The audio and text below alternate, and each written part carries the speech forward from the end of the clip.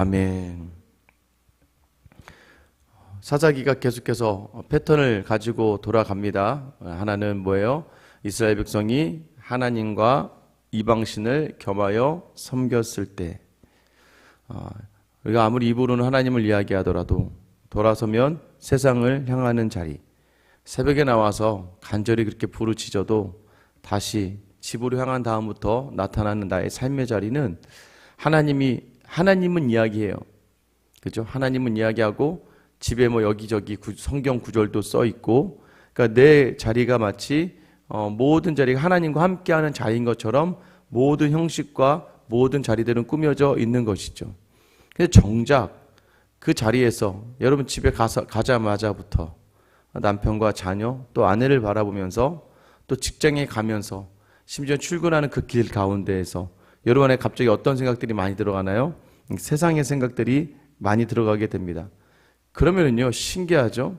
새벽에 이렇게 와서 말씀 듣고 기도할 때는 하나님, 제가 그렇게 말씀대로 살겠습니다. 연약한 저를 붙들어 주세요 라고 하지만 이내 그것이 전부 다 악어의 눈물이 되고 마는 거예요.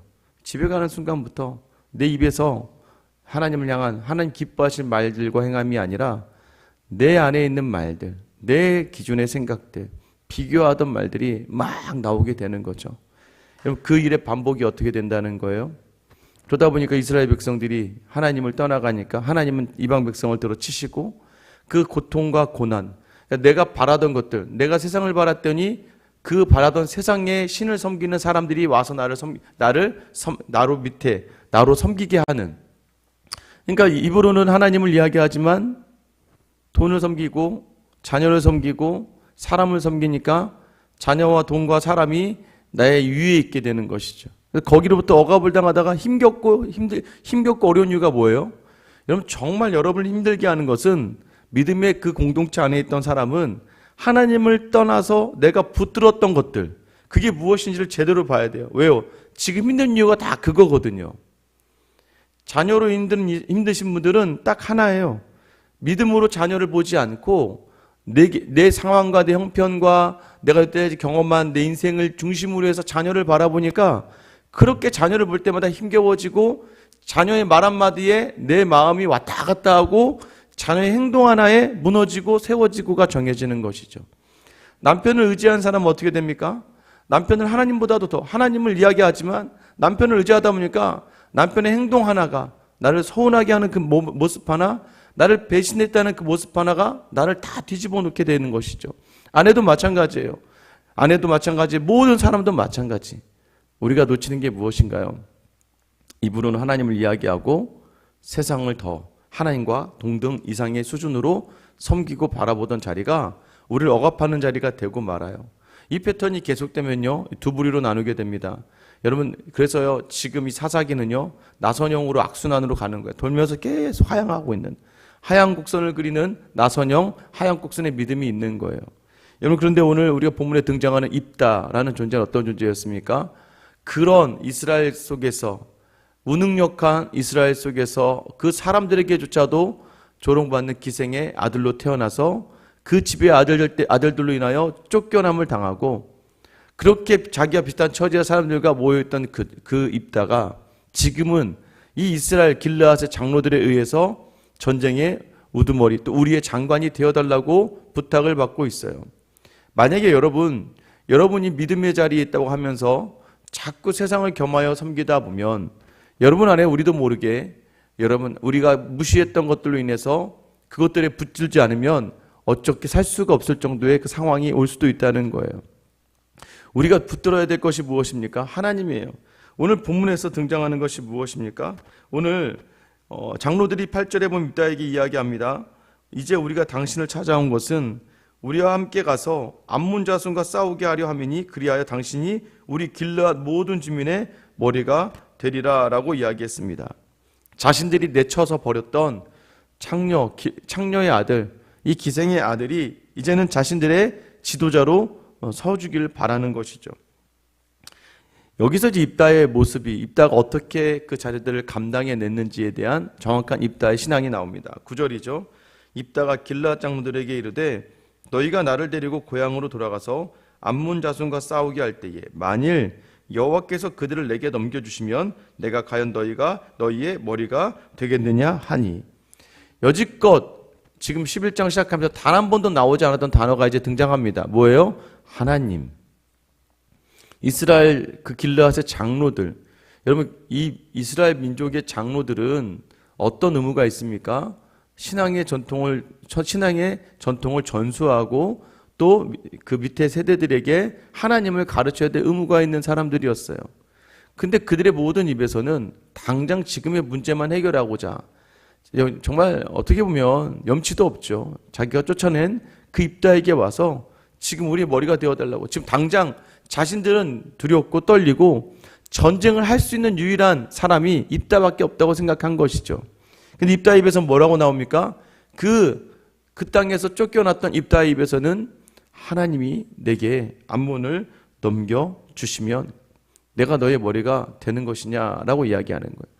그 앞에 주어가 무엇입니까? 하나님이 암몬을 넘겨주시면이에요. 여러분, 그러니 결국 입다가 살아오는 과정이 이랬다는 거예요. 그가 쫓겨나고 자기와 같은 불황자들과 같이 생활하면서 어렵고 힘든 시간을 겪었지만 여러분, 그 인생에 뭐가 있었다는 거예요? 하나님이 자신과 함께 하심을 생각하고 있었다는 거예요. 여러분, 기억하셔야 됩니다. 하나님이 붙드는 인생은요, 반드시 하나님의 나라를 위하여 하나님이 사용하세요. 그 하나님의 사용하심을 경험하기 위하여 우리는 지금 우리에게 주어진 자리가, 입다의 생각 속에 뭐가 있는 거예요? 자기를 이곳으로 밀어내신 분도 하나님이시다. 그리고 그가 장로들이 찾아서 이야기할 때 암몬을 나에게 넘겨주실 분도 누구다? 하나님이시다라는 것이 고백되어지는 거예요. 여러분, 혹시 인생에 밀려남을 경험하는 자리라면, 지금 내가 밀려나서 외롭고 고독한 자리라면 여러분, 이 자리에서 하나님을 구하셔야 됩니다. 하나님과 함께 있어야 돼요. 여러분, 그런데 문제는 또 무엇인가요? 여러분, 인생을 돌아보세요. 주일 예배 때는 이런 얘기를 할 필요는 없겠지만, 여러분, 새벽에 이 예배에 일어나서 예배 드리는 여러분 정도 되신 분들은 그래도 인생에 하나님이 다 만져주셨잖아요. 간절히 기도하고 하나님 이름을 부르짖었을 때에 하나님이 그 모든 삶을 역전시키시고 감당할 힘을 주시고 이기게 하셨잖아요. 그런데 우리의 문제가 무엇이에요? 그것을 잊고 또 하나님을 알지만 세상을 향한다는 것이죠. 입다는 기억하고 있었습니다. 자기의 어려운 상황의 모든 자리에 하나님이 함께 하셨다는 걸 알고 있었어요. 여러분, 입다의 이름의 뜻이 무엇이냐면 바로 열어주시다라는 의미예요. 하나님이 열어주는 인생. 세상으로는 아무짝에 쓸모가 없는 인생이고, 세상으로는 버림받은 것 같고, 세상으로는 너무나 사람들에게 외면당하는 인생. 우리가 이번에 새생명 전도축제 할 때 조일현 집사님이 그 얘기 하셨잖아요. 태어나자마자 아들이 아니어서 딸이라서 엎드려 놨다고. 죽던지 말던지 엎드려 놓고 어떻게 되는지 보자. 근데 그 갓난 아이가 고개를 옆으로 돌리고 살아남았다는 것이죠. 여러분, 이 얘기가 무엇이에요? 세상으로부터는 많은 사람들에게 칭찬과 환대를 받을 수 없는 존재. 여러분, 그러나 그 모든 인생에 누가 개입하시면, 하나님이 개입하시면, 하나님이 열어주시면 되는 거예요. 여러분, 이것을 경험하는 게 바로 믿음입니다. 입다의 삶에는 그는 그런 하나님을 만났고 하나님의 은혜가 함께 하시는 삶을 경험한 것이죠. 모든 자리가 마찬가지입니다. 하나님이 열어주셔야 되는 거예요. 우리가 새생명 전도축제를 위해서 기도했던 이 자리들도 그렇고, 지금 목양의 자리도 그렇고, 지금 우리 교회 모든 자리도 마찬가지고, 제가 늘 여러분에게 뭐라고 이야기합니까? 뭘 할 때 하든지 간에 기도 이상으로는 나아가지 마세요. 하나님이 주신 은혜 이상으로는 무엇을 하려고 하지 마세요. 그거 해봐야 지금 당장은 뭐가 있어 보이고 나아 보이지만 그 결과는 처참해요. 인간적으로는 좀 서로 서운하더라도 아직 내가 마음이, 아직 내가 자원하고, 아직 내가 즐거이, 아직 내가 기뻐야 할 수 있는 마음이 아니라면, 여러분, 조금은 목사에게 이야기하거나 또는 다른 중직자들이 이야기할 때 불편하더라도, 서로 서운하더라도 안 될 땐 자주 가며 좀 쉬어야 돼요. 여러분, 그것이 하나님이 주시는 은혜대로 이끌림 받는 것이고, 여러분 또 여러분 상황이 안 되고 형편이 안 되면 억지로 하려고 하다가, 여러분 억지로가 뭐예요? 억지로와 자원하는 건 다른 거예요. 상황과 형편이 안 돼도 하나님이 부릴 듯한 강한 마음을 주시면 그것에 순종하며 하는 것이 맞는 것이죠. 그러나 여러분, 그것 억지로 하려다가 오히려 더 낭패를 볼 수도 있다는 거. 왜요? 교회는 어쩔 수 없습니다. 세상은 간단합니다. 여기 사업하시는 분들도 계시지만 간단해. 내가 남들보다 두세 시간 먼저 일하고 남들보다 더 두세 배 열심히 일하고 남들보다 더 성실하게 일하고 내게 주어진 고객들을 다른 사람들보다 더 많이 연락하고 더 많이 정보를 남기고 피드백을 받고 계속해서 그 사람들 전화드리면서 케어하고 우리가 그냥 그러지 않습니까? AS도 마찬가지고 모든 것들에 다 열심히 하고 최선을 다하면 여러분 세상은요 내가 한 만큼 반드시 결과가 나요. 어떻게 하다 문제가 됩니까? 욕심내다가 내가 한 만큼이 아니라 내가 가지고 있는 것 이상으로 뭔가 하려고 하다가 꼭 사업을 막 갑자기 확장을 시키거나 뭔가 어떤 물건들이 이거 하면 정말 수익이 좋을 것 같아서 욕심을 내서 막 더 많이 가져와서 뭔가 큰 것을 한번 해보려고 하다가 결국 사업도 무너지시는 분들은 무리하다가 자기의 감당하지 못할 정도 하다가 무너지시는 거거든요. 여러분 그래서 그래도 세상은요 똑같아요. 내가 열심히 하고 정직하고 최선을 다한 만큼이에요. 욕심내지 않고. 근데 믿음의 자리는 그러지 않습니다. 믿음의 자리는 인간적으로 반대어지는 자리가 아니에요. 믿음의 자리는 내가 아무리 열심히 해도 뭐가 걸려져야 되는 거예요? 열심을 다해도 하나님의 뜻과 고리가 걸려지지 않으면 여러분 이것은 열심히 해도 아무런 의미가 없는 거예요. 그래서 늘 이야기하는 건 저는 요즘에 그렇게 더 고민하게 되는 것 같아요. 내게 주신 소명과 하나님 내게 허락하신 달란트와 이 모든 것들을 잘 찾아서 섬김의 자리를 감당해내는 것이죠. 지금 한국교회가요 많이 줄어들고 있습니다. 한국교회 성도들은 급감하고 있어요.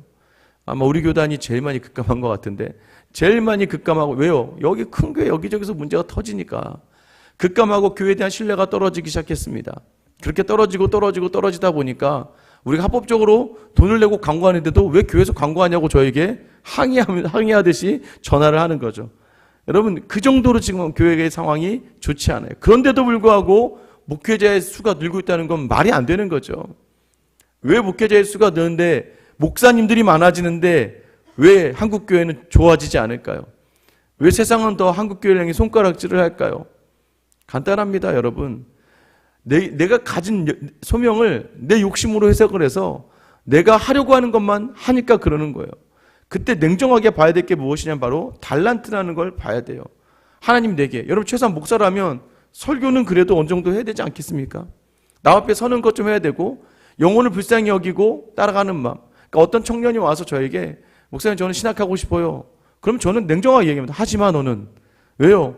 지금 순장을 하면서도 자기 순 하나도 제대로 건사 못하고 오히려 걱정거리를 끼치는 그런 아이가 무슨 목회자가 되겠습니까? 목양의 자리라고 하나도 모르고 자기 밥그릇도 하나 해결하지 못하고 다른 사람의 손을 빌어 살아야 되는 사람이 무슨 목사를 해서 누구를 케어하고 누구를 책임지겠습니까? 자기의 영성인 자리, 영성은요 기도하고 찬양하는 자리에서 끝나는 게 아니에요. 여러분 마찬가지입니다. 여러분 장로와 안수집사 장로는 어떤 사람이 되어야 되는 거예요? 가정을 다스리고 가정의 자녀들을 다스리고 온전하게 그 자녀를 케어하고 내게 주어진 자리가 온전한 다음에 그래서 저희가 늘 이야기하잖아요. 저희가 뭐 새벽기도회나 수요기도회나 아이들 저희 교회도 방학하잖아요. 아이들 방학하면 교회도 방학이에요. 왜 방학입니까? 엄마들이 왜 아이들이 집에 있는데 아이들 밥 안 차려주고 교회 갑니까? 아니 집에서 영상으로 예배 드려도 되는 것이죠. 여러분 아이들이 있으면 아이들에게 집중해야 돼요. 그 아이들에게 내가 받았던 교육, 양육받았던 하나님을 전해야 되죠. 자꾸 우선을 놓치고 여러분 맹목적으로 뭐가 우선인지를 자꾸 놓치다 보면 여러분 그 자리에서 일어나는 문제가 뭐예요? 상처가 있게 되는 거예요. 믿음은 더해지는데 교회는 왕성해지는데 그 안에 있는 모든 성도들의 마음은 상처로 가득하게 되고 자녀들이 교회를 떠나는 일들이 일어나게 되는 것이죠. 한국교회가 지금 쇠퇴하게 된 가장 큰 이유는요, 후손으로. 그러니까 아버님이 장로님이고 어머님이 권사님이고 또 목사님이고 안수집사님인데 불구하고 그 자녀들이 교회 신앙생활을 하지 않아요. 왜요? 어머니 아버지는 열심히 교회 생활한 거예요. 열심히. 근데 자녀들은 하나도 그 모습 속에서 하나님을 보지 못한 거예요. 여러분 그것이 무엇입니까? 지금 이스라엘의 문제예요. 하나님과 함께하는 삶이 어떤 것인지를 삶으로 보여줬어야 되는데 그렇지 않은 것이죠. 결국에는 이 장로들이 아차하죠. 10절에 보세요. 그러자 이제 장로들도 길르앗 장로들이 입다하게 이르되 여호와는 우리 사이에 증인이시니 당신의 말대로 우리가 그렇게 행하리이다 하니라. 아차한 거죠 이제. 아 그동안 우리 입에서도 하나님이 없었구나. 입다가 먼저 하나님이 안문을 우리에게 주시면 하니까 그제서야 장로들이 아차 싶어서 그래 하나님이 너와 우리의 증인이시지. 뭐예요? 이 하나님의 이름조차도 이 입다를 데려가기 위한 도구로 사용하고 마는 것이에요. 우리의 신앙이 우리의 삶의 자리를 위한 도구가 되어버리는 거예요. 자기 안위를 위한 도구가 되어버릴 때가 있다는 거예요. 여러분, 하나님은 목적이 되시고 주체가 되시는 분인데 하나님조차도 내 삶의 도구 삼고 동기를 삼는 여러분 우리의 모습을 자꾸 돌아볼 수 있어야 되는 것이죠. 결국 11절 말씀 보세요. 이에 입다가 길앗 장로들과 함께 가니 백성이 그를 자기들의 머리와 장관을 삼은지라. 입다가 미스바에서 자기의 말을 다 여호와 앞에 아뢰니라. 여러분, 또 입다가 그 앞에서 하나님을 찾았다라고 이야기합니다. 여러분 기억하셔야 돼요. 입다의 삶을 보면서 무엇을 알 수 있습니까? 여러분, 피해받지 않은 가해자 없다고 제가 말씀드렸죠. 어떤 가해자든지 피해를 보지 않은 가해자는 없어요.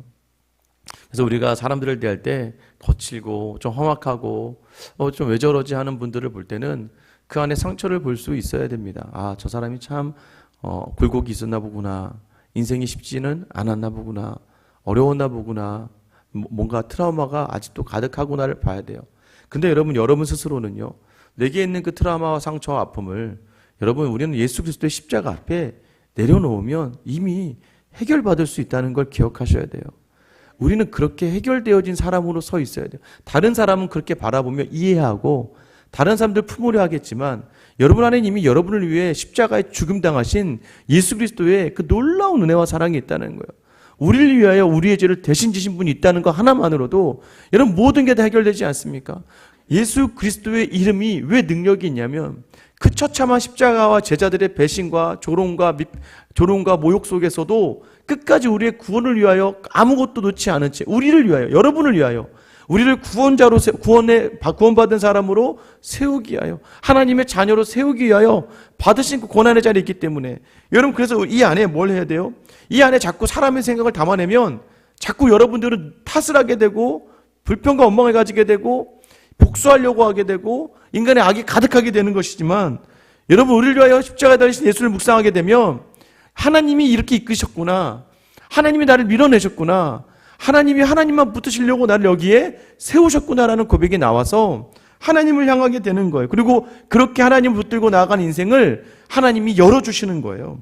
여러분 이것이 무엇입니까? 오늘 입다가 보여준 인생이죠. 오히려 장로들이 지금 길앗의 장로들의 모습 속에선 하나님이 하나도 없는 것이죠. 여러분 여유 있는 삶 속에서 놓치지 말아야 될 자리, 주신 은혜 속에서 놓치지 말아야 될 자리, 하나님이 주셨다는 걸 자꾸 놓치니까 자꾸 내 힘으로 얻은 줄 알고 하다가 무너지고 넘어지시는 거죠.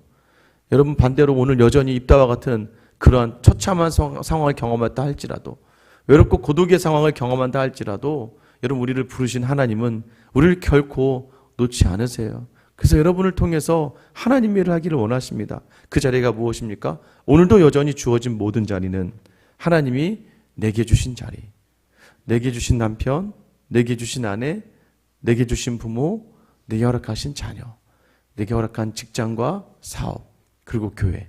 여러분 힘들고 어려워도요, 이 하나님 붙들고 여러분의 입에서 하나님만 나오고 여러분의 입에서 하나님이 기뻐하실 삶의 자리로 나아가며 오늘 여러분의 삶을 열어주시는 그 하나님을 경험할 수 있게 되기를 예수님의 이름으로 축원합니다.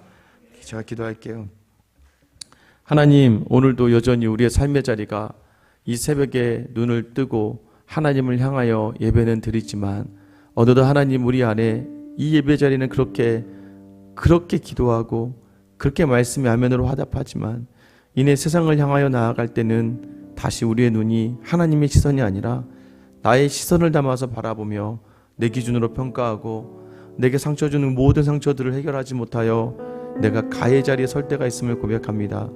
하나님, 오늘도 여전히 주의 말씀이 내게 왔사오니 어떠한 상황 속에서라도 하나님을 바라보며 하나님으로 먼저 이야기한 입다와 같이 우리의 인생의 모든 자리는 하나님이 주관하시며 하나님이 열어주시는 줄 믿사오니 주님, 오늘 하루도 내게 허락한 이 자리 사람이 밀어낸 자리라 여기면 우리는 살아날 수 없기에, 사람이 밀어낸 자리라 여기면 분노와 억울할 수밖에 없기에 오늘 주시는 이 말씀, 사람이 아니라 나야, 우리 인생의 주체는 하나님이시기에 오늘 하나님과 씨름하며 하나님께 물으며 하나님께 때로는 따지기도 하고 하나님께 억울함을 호소하기도 하며 하나님과 오늘 하루를 감당해내므로 하나님이 주시는 음성으로 반응하며 나아가는 귀하고 복된 우리 모든 성도들을 다 되게 하여 주시옵소서. 그리하여 그 하나님으로 말미암아 인생의 열어짐을 경험하고 삶의 모든 문제가 닥쳤던 모든 문제가 해결되는 그 귀한 경험을 하며 더욱더 하나님을 증거하는 하나님의 증인의 삶을 사는 우리 모든 성도들 다 되게 하여 주시옵소서. 끝까지 하나님의 나라를 위하여 우리보다 우리를 더 사랑하시는 그 마음 담아 십자가로 향하시고 부활을 이루시며 다시 오실 우리 주 예수 그리스도의 이름 받들어 기도드립니다. 아멘.